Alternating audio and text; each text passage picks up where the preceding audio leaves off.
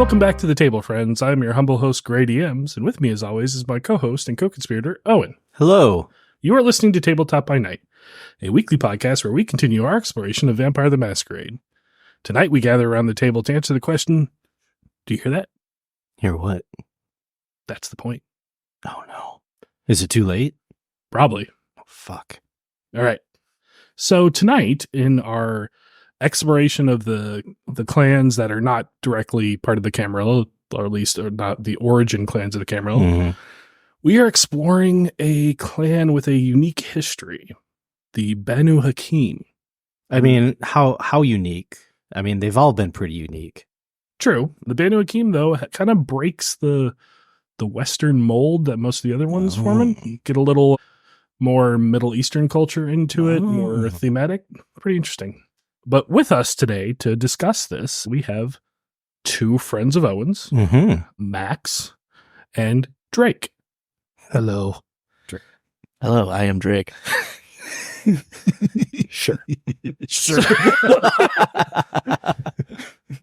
So, welcome both to the podcast. Today, we're going to talk about the Banu Hakim, who maybe some of the old-timers would know as the Assamites.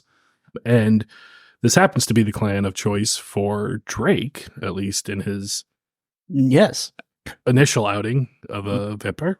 Mm-hmm. Absolutely. So, I am going to kind of go over a brief little summary here, and then I'm going to hand the reins over, and we're going to see where this goes. No, this will be interesting.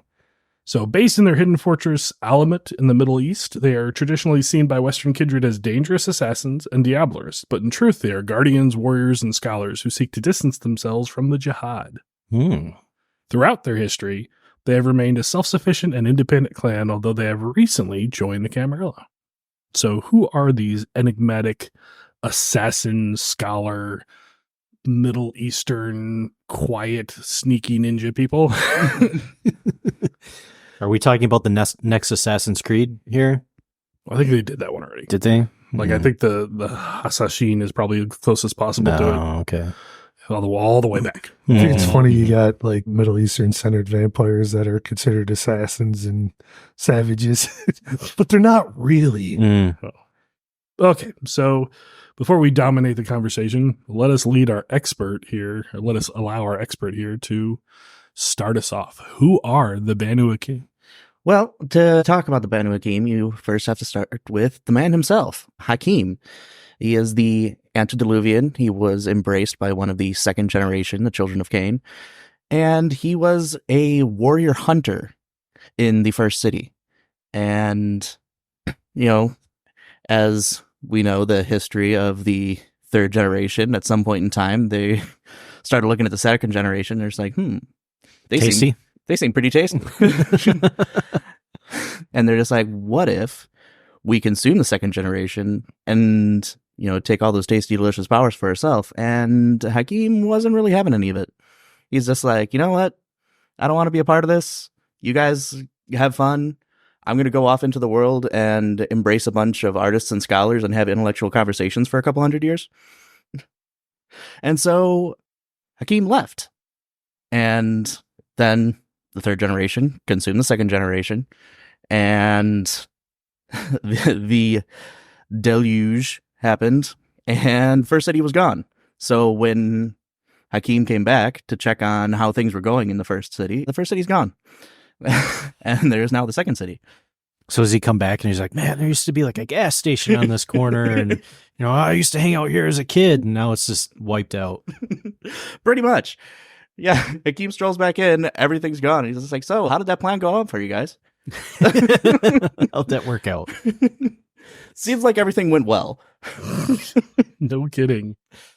So yeah, the second city is now the place to be, and the antediluvians, rule over the city. And Hakim comes back, and the third generation is just like, hey, we have this great second city. Would you like to be a part of it? And he's like, nah, not really.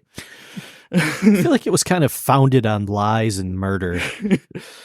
Yeah, you guys got all this politics going on. I don't really want to be a part of it. And so everybody else was just like, okay, fine. So how about this? We really don't have a system of enforcers, judges, justice system So, you being an independent party that is not beholden to any of the sides and not ingrained in the politics, how would you like to be our police force? And Hakim decided this is acceptable.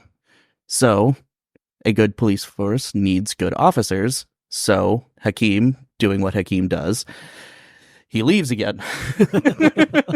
Just going out for a pack of smokes. All vampires are dads. Okay? There's always the possibility of a stage right exit at any point in time. Hakim once again leaves. He goes out into the world and he starts searching for people who are both exceptional warriors and also exceptional judges of character and have a strong sense of justice to be the impartial and fair enforcers. And he embraces them, brings them back into the second city. And that is the beginning of the warrior caste. At this point, they are called the judges. They're just like, man, I really respect your moral integrity. You're a good person. I really respect you. I'm going to turn you into a monster. Huh? No one's above the law. I'm the law. So the first of Hakim's embraces when he left the first city before it became the second city, and he embraced all these scholars and intellectuals. They were what's going to become the viziers. And now the second caste is the warrior caste that is brought in to be the enforcers and the police force. And everything is great for a while until a group known as the Bali show up.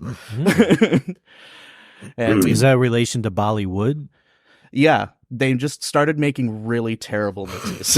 I mean, I don't know. Some of them are pretty cool. But that is the final plan of the demons, right? It's just like, whoa, I'm going to give you a cracked copy of Adobe Premiere.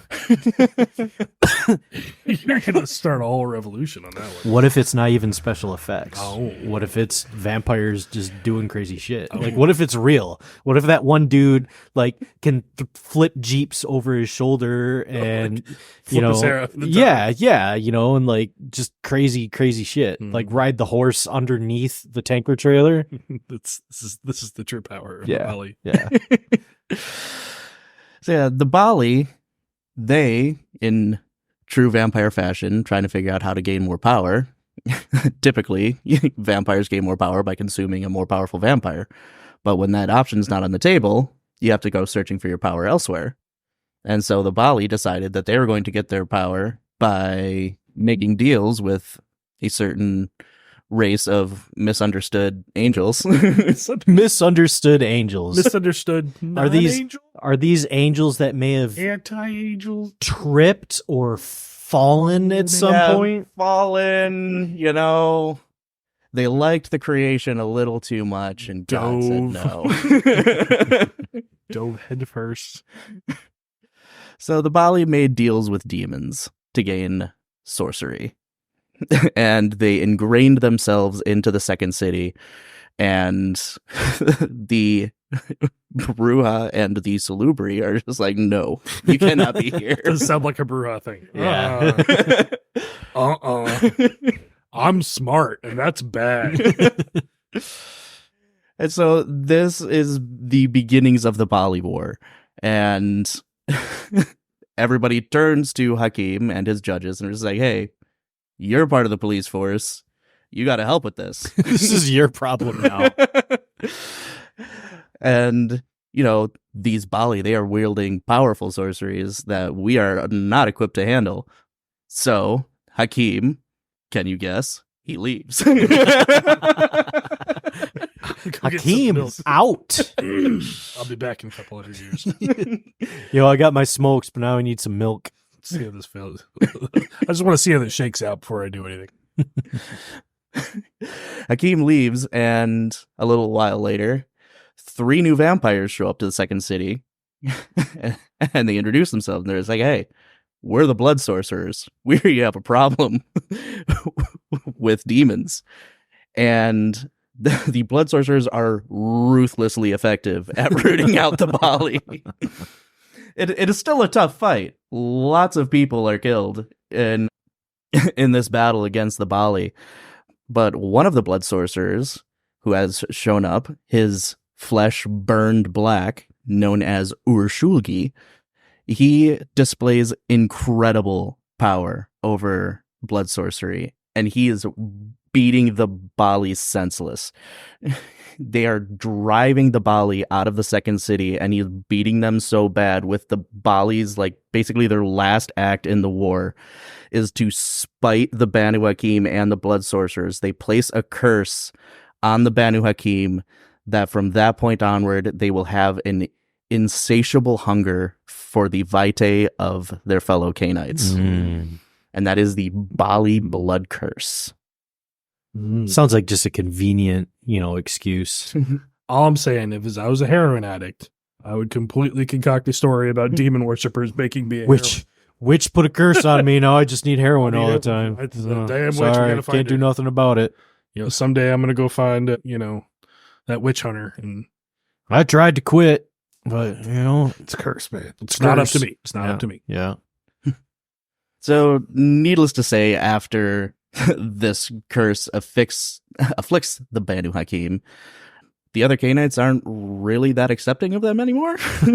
Because now you have your police force that thinks that you look mighty delicious. Hey, that's jaywalking. I'm going to need to go talk to you in this corner or the back alley over here. We did it.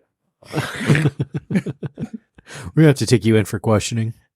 Do you have any, next of kin, people that might be worried if you don't show up back home? So yeah, the Banu Hakim at this point, not really accepted by their fellow Canaanites, they retreat back to the Alamut. And they're just like, okay, how can we get rid of this blood curse?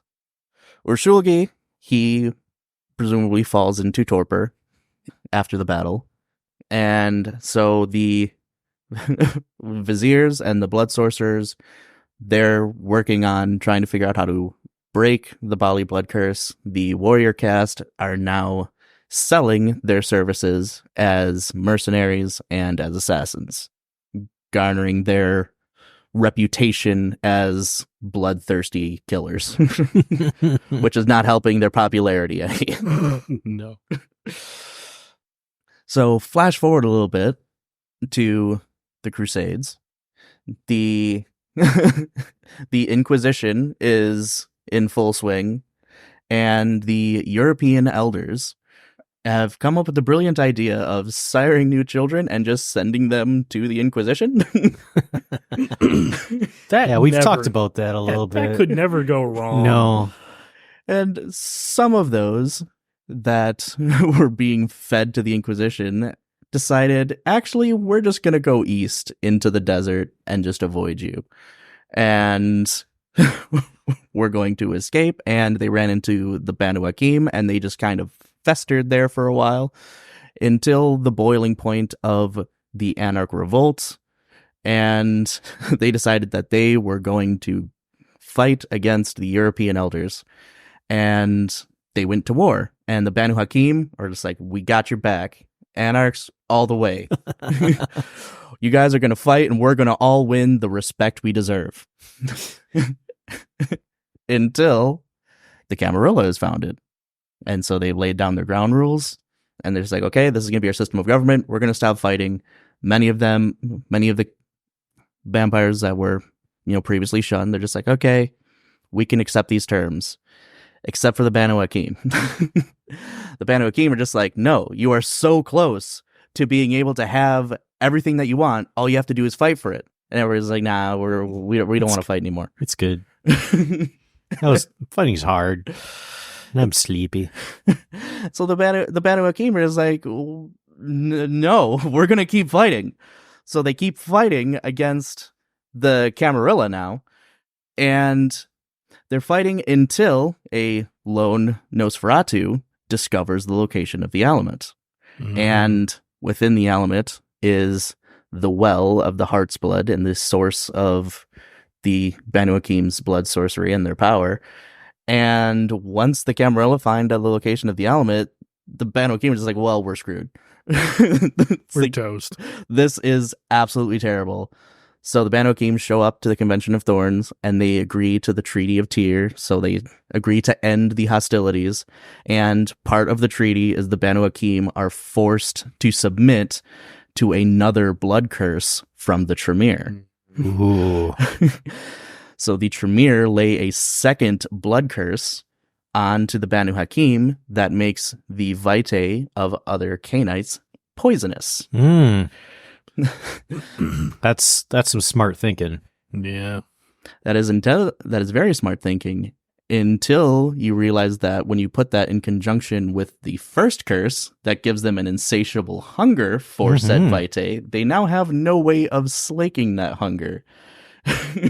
No, I think it's perfect. It just it takes care of itself. This is Tremere logic. Yes, it takes care of itself. And Venture logic, too. Problem solved. So is this also is this other clans it's poisonous, or within their own clan it's also poisonous? It is the blood of Canaanites is now toxic to them. Okay, all right. So any Canite, because I would have done it. It's just like, yeah, we snuck in this clause that they could eat other Banu Hakim. Yeah, that's pretty good. So did you go down to HR? Did you fix given his paycheck? No. We just fixed the We problem. just fixed the problem. Oh, these things work themselves. So once again, the Banu Hakim hole up in the Alamut. Now they have another blood curse that they need to solve.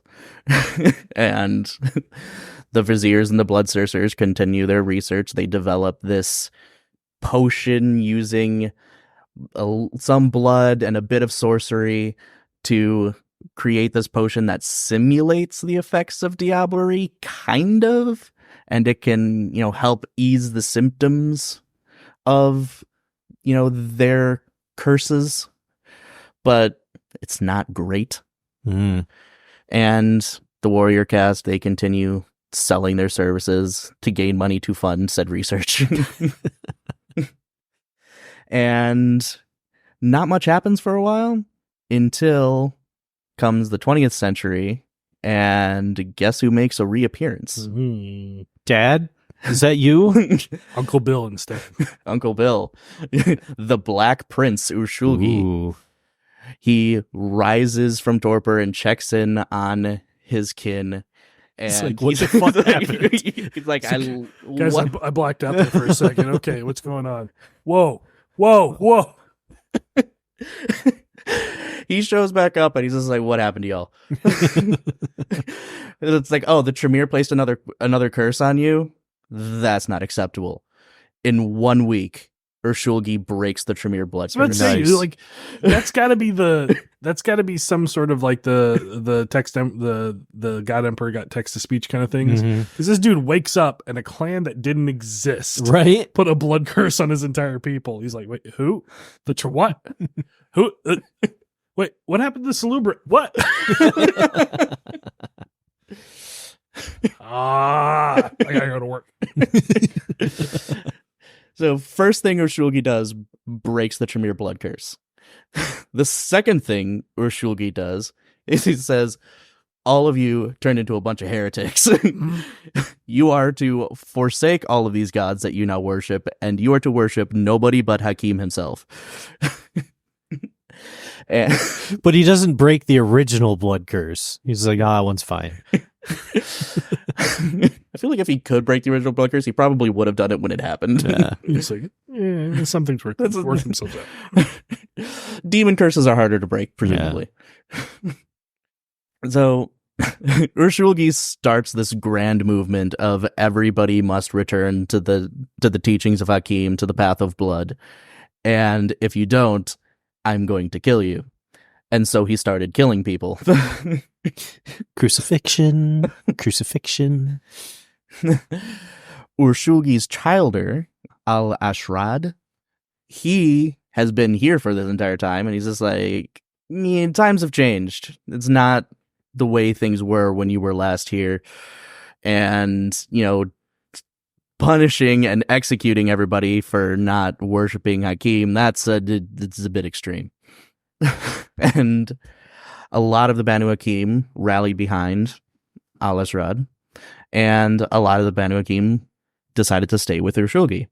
And those who decided not to stay with Urshulgi, they decided to leave the Alamut and, go their own separate ways. Some of them, a subsect, decided to join with the Camarilla.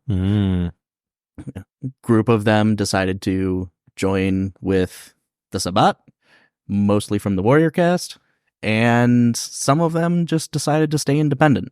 And ironically, much like Hakim himself, decided to not embroil themselves into politics.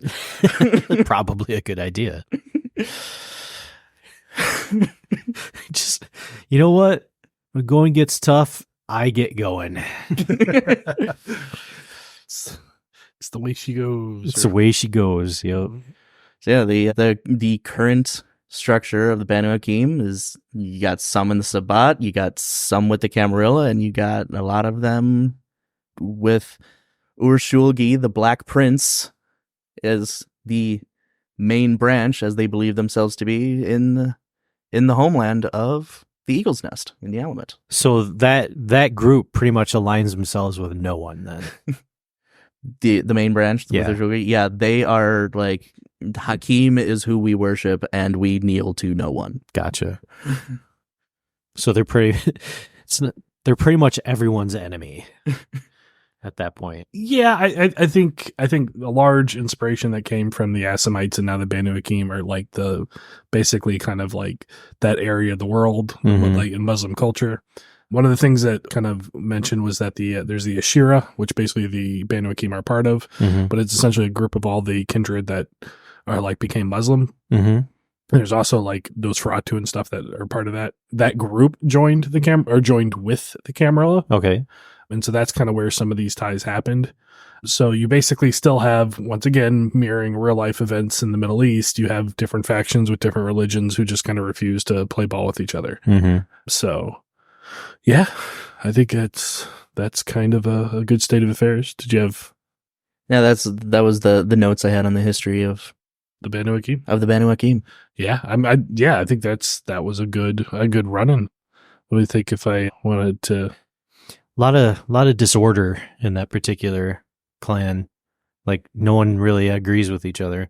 Well, which is kind of ironic because that was the whole thing about Hakim, right? Like he was the lawbringer. Right. And then his whole clan they're all just, we hate that group because, they do things slightly different than us. Well, it's like, okay, so which are we talking about? Absolutely. Absolutely. I agree. But it's like, that's the ironic thing. Like you have the guy that was law and order, but again, at the same time, it's just like, but you're the one that kept abandoning them whenever things got difficult. So you weren't there. So, and literally, if they're just like, we have to follow the teachings of Hakim. Well, what are his teachings? Well, he just left. So yes, that's what we shall do. So we can talk a little bit about the castes. So there's the sorcerer caste. Sorcerers are the smallest caste, but the second most recognizable. They claim that they have practiced blood sorcery since the times of the Second City and have been created to counter the dark magic employed by the Bali, as you said. Their magic was originally based on ancient Mesopotamian priestly rituals and the Persian cult of Mithras. But modern sorcerers now incorporate the ecstatic Hindu devotion to Kali and Shiva, Chinese feng shui, and Islamic alchemy and astrology as well.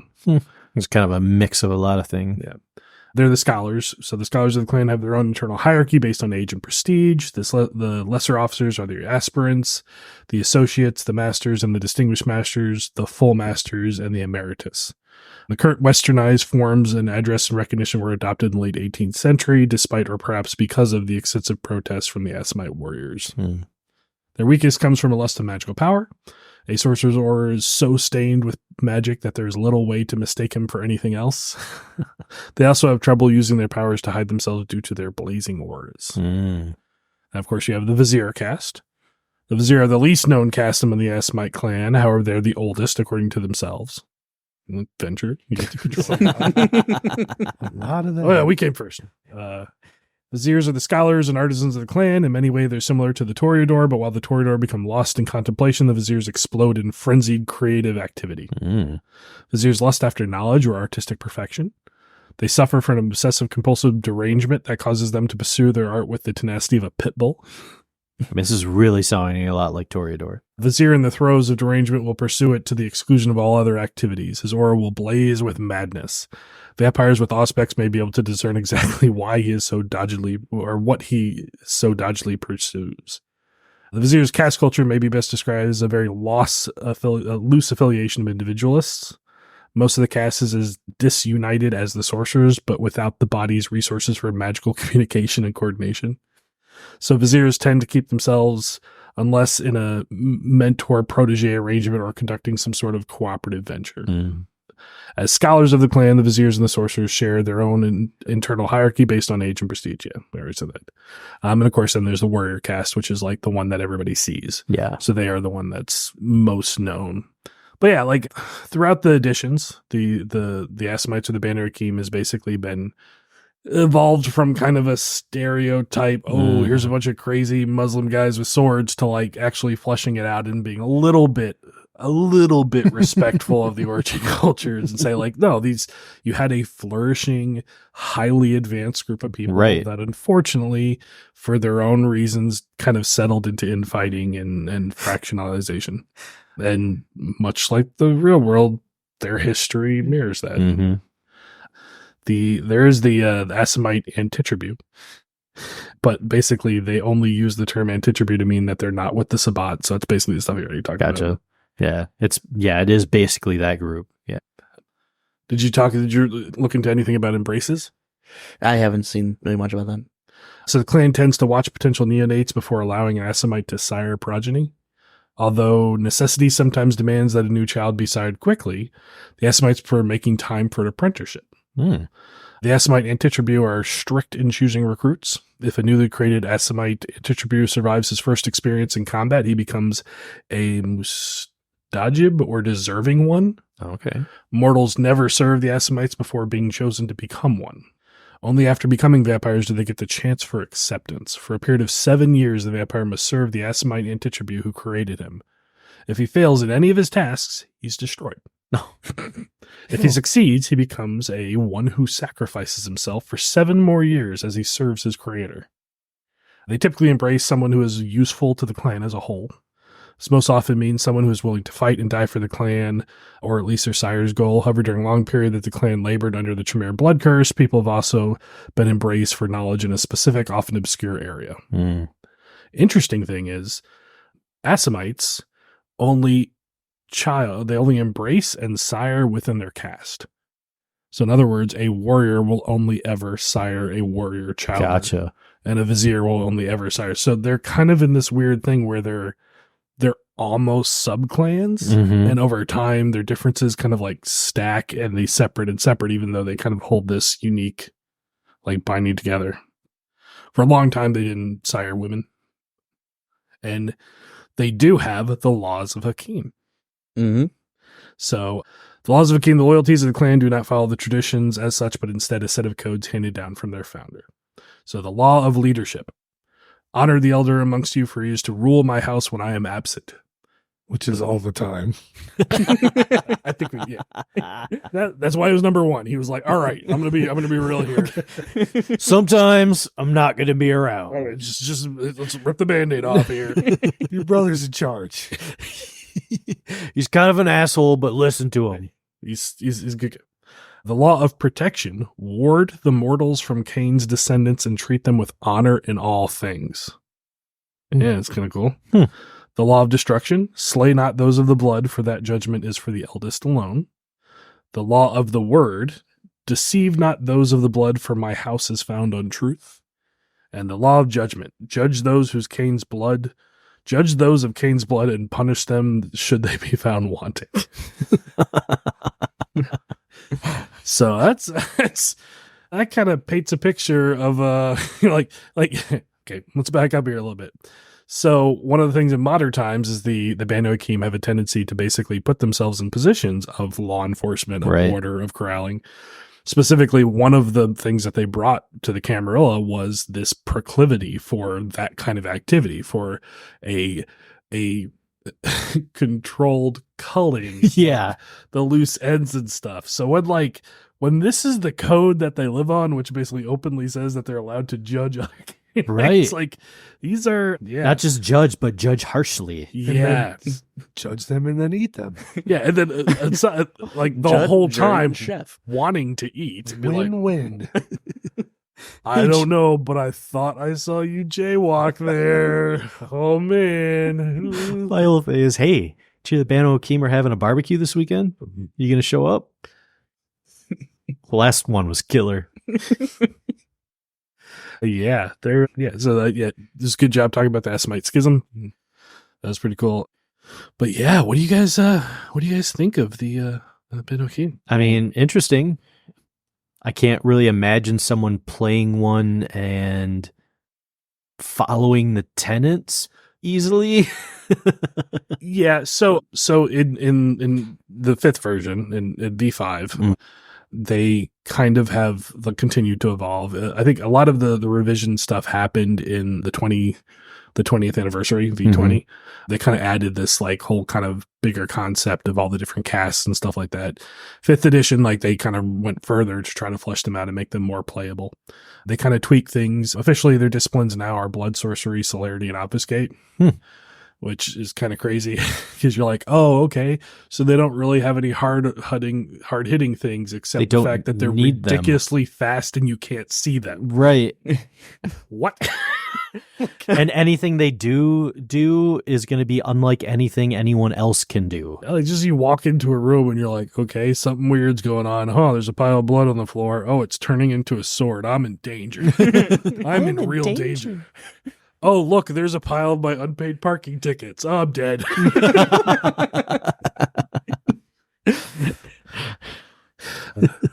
So their current bane is blood addiction. They're drawn to feed from those deserving punishment. This is especially true for vampire blood, the very essence of transgression. Oh, when one of the judges tastes the blood of another Canite, they find it very hard to stop. Selecting at least one hunger level with Vampire Vitae provides a hunger frenzy test at 2 plus the bane severity. If the test has failed, they attempt to gorge themselves in the vampire blood, sometimes until they delaboralize the kindred victim. This presents many problems as the Banu Hakim integrate with the Camarilla. Yeah, I was going to say, how is that handled in the Camarilla? They're like, bad. Well, I think so. As we've kind of talked about, one of the problems with the current state of Camarilla is that like all the gangrel and the Bruja left. Yeah. So you're looking to things like the Nosferatu to be like, hey, can you step up and do stuff? And at some point they were like, well, we got these guys addicted to vampire blood and I'm in my ivory tower. So that's your problem on the street, not mine, you know? Got all these heroin addicts. Let's just put them in charge of it. Let's put them in charge of let's take these heroin addicts and we're going to put them in charge of the heroin. Okay. Nothing can go wrong. I mean, they're heroin addicts. Of course they're going to watch the heroin. I mean,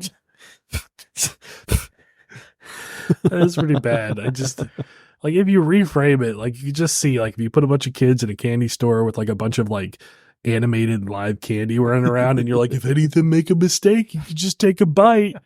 Like what would you expect to find? Like their compulsion is judgment.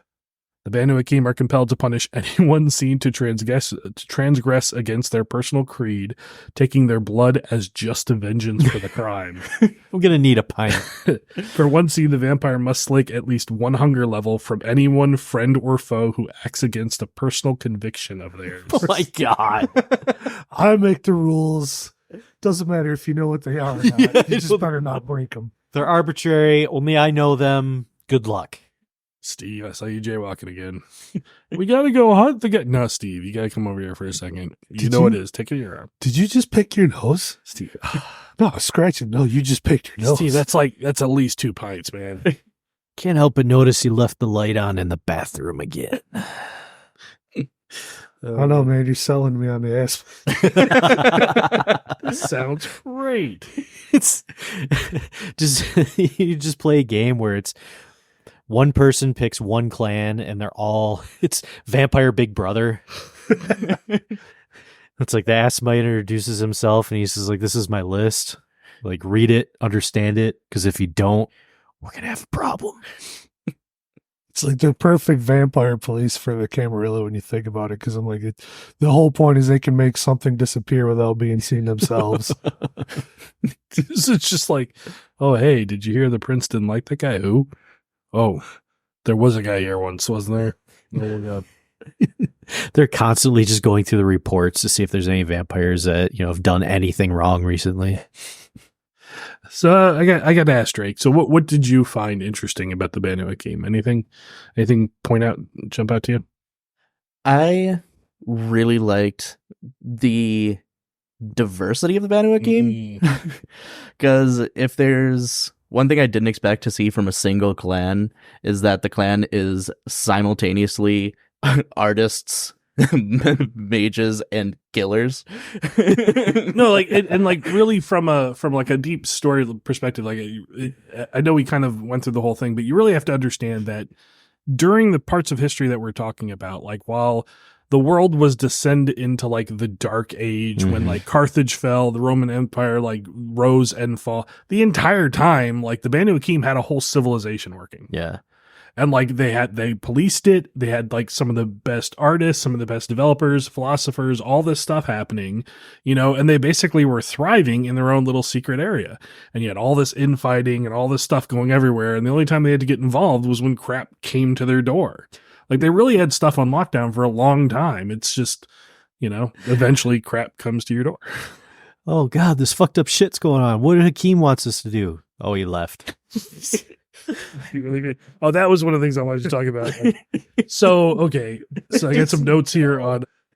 Yeah, whereas to be fair, the vampires that showed back up afterwards were incredibly helpful. Oh yeah, absolutely. I'm like, can you blame him for leaving? So Hakim's last visit to the whole... Alamut was in 68 BCE, where he stayed in the Great Library for 6 months.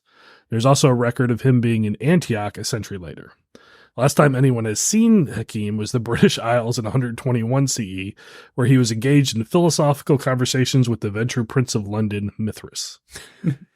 Which is interesting by itself, since Mithras would be diablerized in 1996 by one of Hakim's own descendants. Since then, attempts to locate him have failed. It is believed, however, that Hakim may have gone into torpor or secluded himself in Azerbaijan, Bayan, Iran, Turkmenistan area in the vicinity of the Alamut. Shulgi, who was recently awakened in the Final Nights, claims to receive direct communication from Hakim to reinvoke the path of blood as the sole religion, as you said. Some even believe that Hakim is awake but remains hidden from view, secretly reviewing and evaluating the clan. Through the survival of Fatima el-Fakwadi, after encountering Hakim, it is hinted that he was only testing both the clan's loyalty to his true teachings and its faith in God, meaning that either Shulgi was deliberately given wrong instructions or he lied to the Assamite loyalists. Ooh. Part of me really thinks that this is Brian from Life of Brian, where it's the whole thing where it's like he was given great responsibility completely by mistake. All these people are looking at him to do something, and he's literally just like phoning it in and being like, I just got to get the fuck out of here. Like every time I turn around, they're just like, Lord, what shall we do? Guide us, teach us. It's just like, I really hate it when people like do stuff that's wrong. That kind of ticks me off. They're like, yes, we shall punish those who do things wrong. Like seriously, so he was a warrior hunter, like who basically after he embraced, he basically set up his havens in the first and then ultimately second city. And he basically promoted neutrality against bickering kindred. So literally, you're right. He was the guy who was like, why are you guys fighting? Can we just chill? Yeah. Oh man, that guy sounds wise. Then he was basically mainly known. They like, what does Hakim do? Oh, well, he went over here and he said that the guy with the book should teach and the guy with the sword should go like learn how to fight. And the one dude who keeps like sitting in the corner, maybe he should try to make magic or something. It was like, oh man, this is amazing. This guy's so smart. They like walked in a door and he said some Bailey worshiping a demon or Bali, and he was like, guys that's wrong. He's right. Their clan motto is just stick to your lane.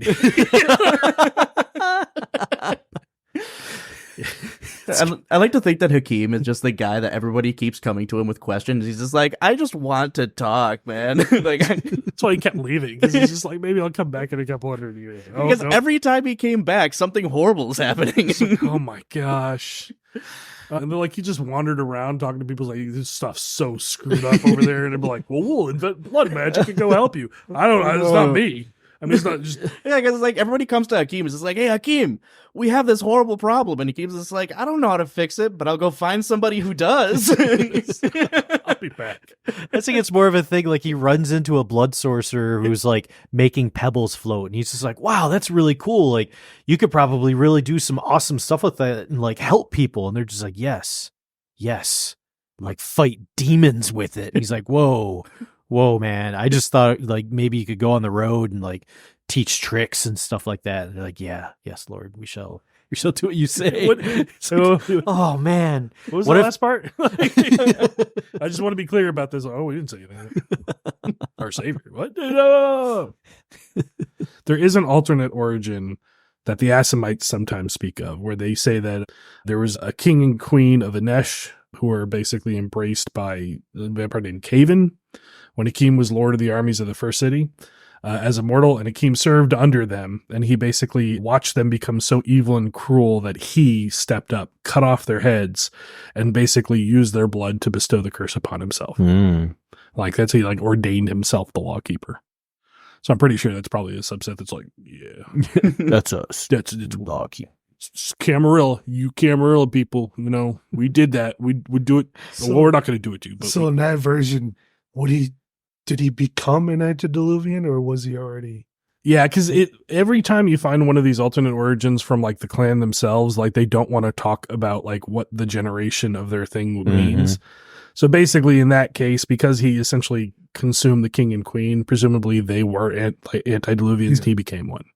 But yeah, some of those they talk about, and you're like, wait a second, you're adding another generation that can't exist in there. Yeah, whatever. You know, they're all just myths and legends. Yeah. So then I guess the last bit. So we're talking about the Ashira.